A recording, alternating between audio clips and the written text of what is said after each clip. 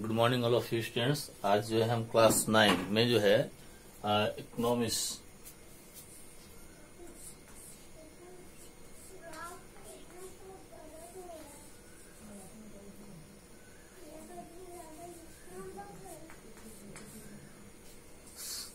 अर्थशास्त्र में जो है हम लोग के बारे में पढ़ेंगे।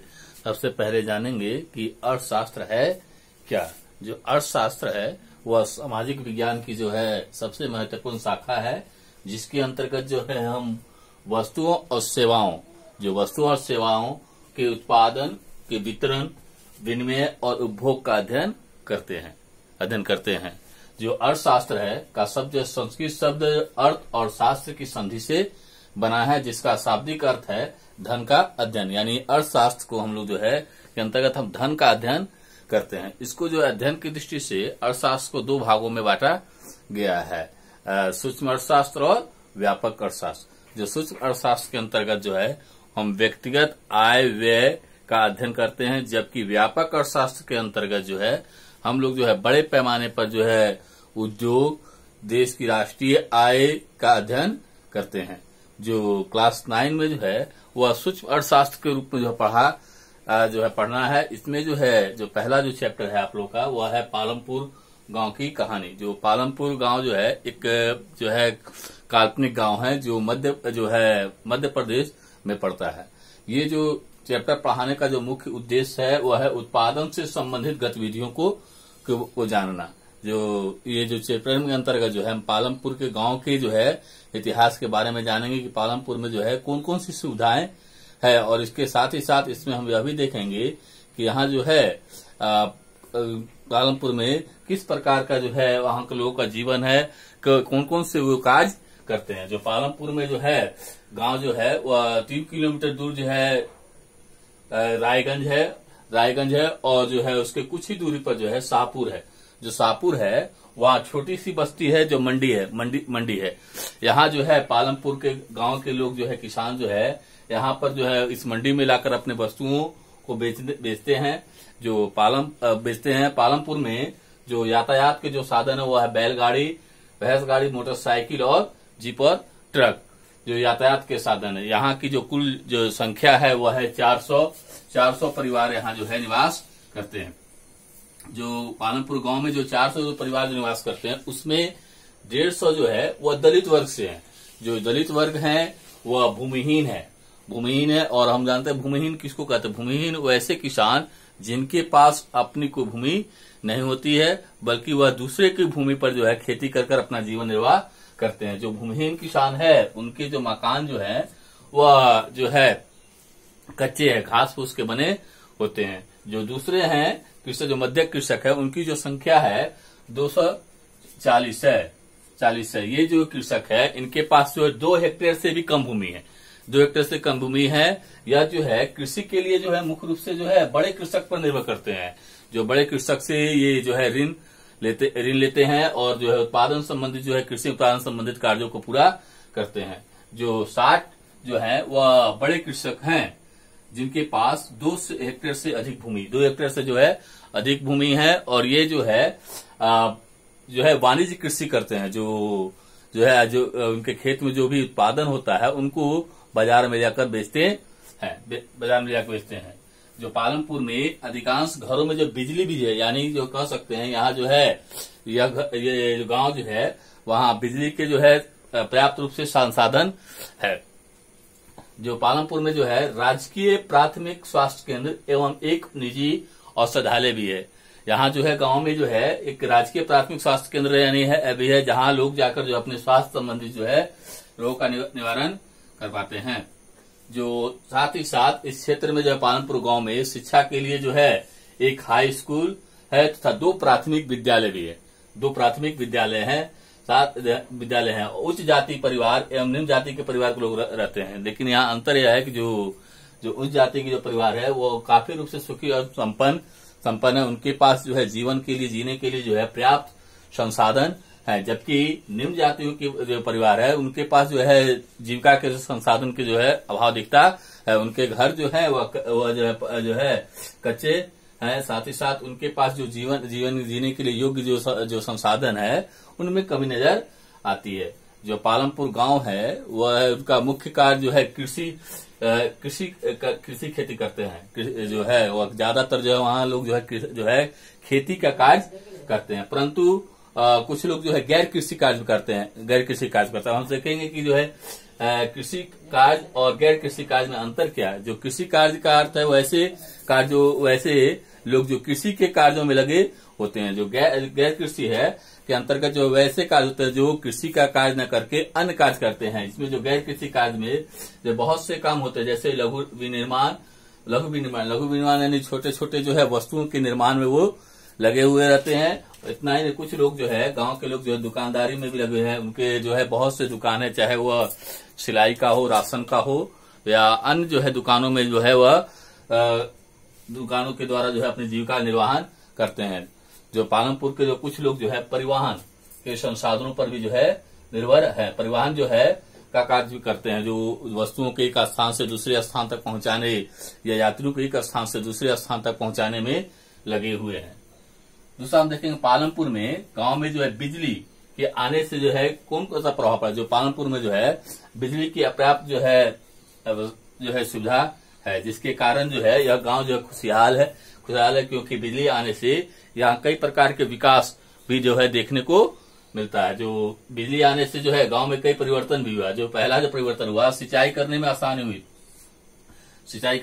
बिजली आने से जो है गांव के किसान जो पहले जो है खेतों में जो परंपरागत तरीकों से जो है सिंचाई करते थे, उन्होंने जो है अब जो है सिंचाई करने के लिए जो आधुनिक तकनीकों का प्रयोग करने लगे। उन्होंने जो है ट्यूबवेल द्वारा जो है खेत को सिंचाई करने लगे, जिससे उत्पादन में भी बड़े पैमाने पर वृद्धि हुई। दूसरा जो है जो कृषि के जो है बिजली आने से जो है फसल के उत्पादन में जो है काफी वृद्धि हुई। यानी पहले जो परंपरागत तरीके से जब वो पालमपुर के लोग खेती करते थे तो उत्पादन कम होता था, क्योंकि सिंचाई के संसाधन जो सीमित थे। जो परंपरागत तरीके में वो लोग जो है नहरों से या जो है तालाबों से इत्यादि से जो है वो अपने खेतों की सिंचाई करते थे, जिसके कारण जो है फसलों को पर्याप्त मात्रा में जो जल चाहिए वह जल नहीं मिल पाता था, और जल के अभाव के कारण जो है फसलों का उत्पादन भी जो है कम होता था। समय की भी बचत होने लगी। जो यहाँ जो थे बिजली आने से जो है पालमपुर में जो है लोगों के जो है समय की बचत होने लगी। जो कार्य कर लेते थे उद्योगों में जो अधिक जो समय लगता था, वहां जो है चाहे किसी भी कार्य में अधिक जो समय लगता उसमें समय की बचत होने लगी। साथ ही साथ जब जो है पालमपुर में बिजली पहुंची तो उत्पादन तो बढ़ा ही बढ़ा, समय की बचत हुई, किसानों की आय में भी वृद्धि होने लगी।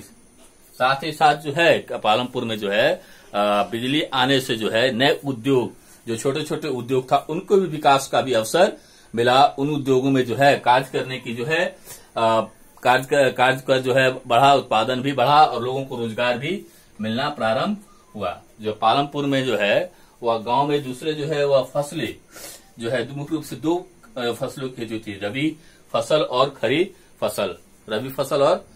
हम देखेंगे रबी फसल क्या है और खरीफ फसल क्या है। रबी फसल जो है वह सर्दियों में होती है और यह यहाँ मुख्य रूप से जो है इसमें जो है गेहूं लोग जो है पालमपुर के लोग गेहूं और मटर का जो उत्पादन करते थे।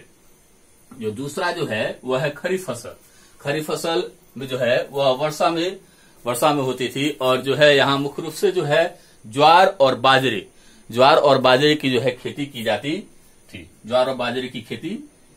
थी।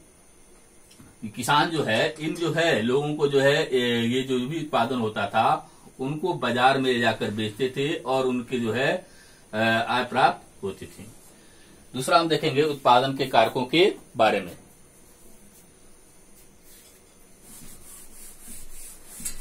देखेंगे उत्पादन के कारक हैं क्या।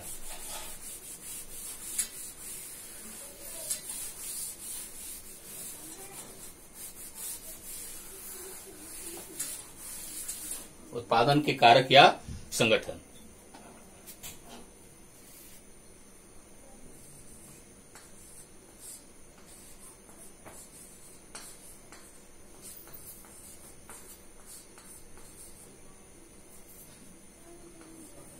संगठन कहिए या कारक।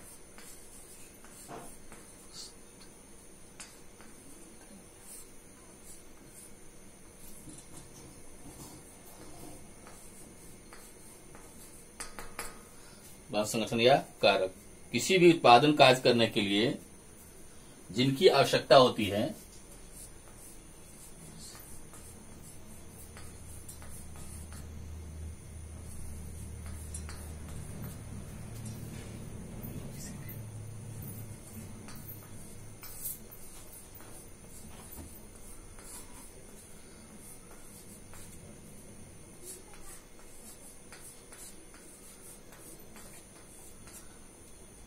कार्यों को करने के लिए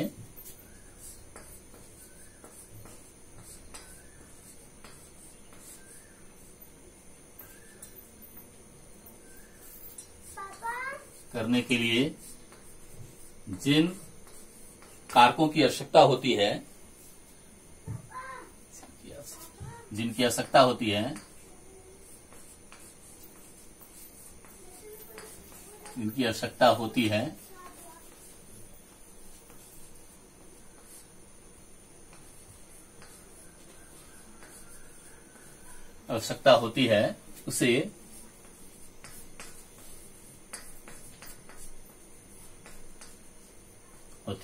उसे उत्पादक के कारक या संगठन कहते हैं।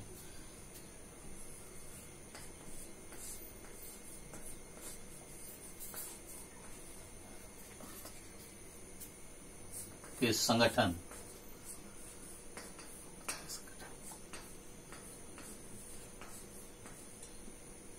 या कारक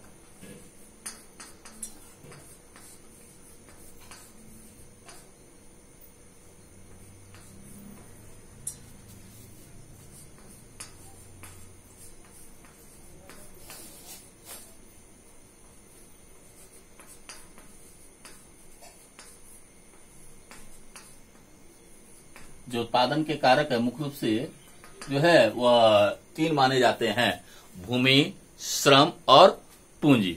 यानी किसी भी उत्पादन कार्य करने के लिए सबसे पहले जो आवश्यकता होती है वह भूमि की, दूसरा श्रम की, तीसरा पूंजी की। जो पूंजी है मुख्य रूप से जो है 2 भागों में बटा हुआ है, भौतिक पूंजी और कार्यशील पूंजी। भौतिक पूंजी उसे कहते हैं जिसका उत्पादन में लंबे समय तक जो है प्रयोग किया जाता है, और कार्यशील पूंजी वह जो उत्पादन के विभिन्न कारकों पर जो है को संगठित करने के लिए विभिन्न प्रकार के धन की आवश्यकता होती है, जिसे हम लोग जो है कार्यशील पूंजी कहते हैं।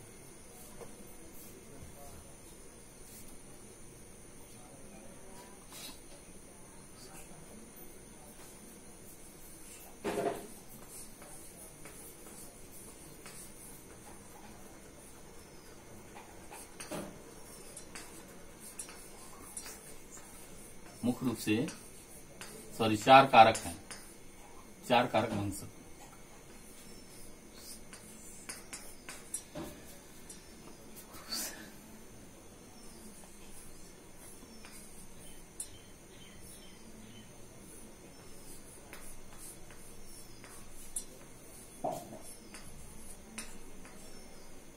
चार कारक हैं। पहला है भूमि, श्रम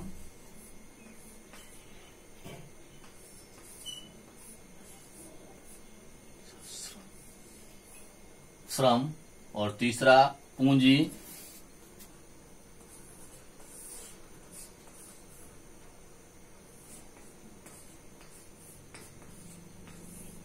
चौथा बाजार।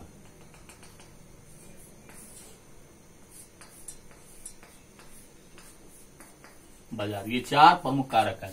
जो सबसे पहले जो आवश्यकता होती है भूमि की, दूसरा श्रम जो है उद्योग में कार्य में लगे होते हैं, तीसरा पूंजी की, और चौथा बाजार। जो पूंजी है वह जो है 2 भागों में बटा हुआ है, भौतिक पूंजी और कार्यशील पूंजी। अगले जो है वीडियो में जो है हम उत्पादन से संबंधित कारकों की व्याख्या करेंगे, और साथ ही साथ इसमें जो है हरित क्रांति के बारे में देखेंगे। जो हरित क्रांति कब शुरू हुई और इसका जो है भारतीय अर्थव्यवस्था पर क्या प्रभाव पड़ा, और हरित क्रांति जो है कहां तक जो है भारतीय अर्थव्यवस्था में सफल रही, और श्रम संबंधित जो है कानूनों के बारे में पढ़ेंगे।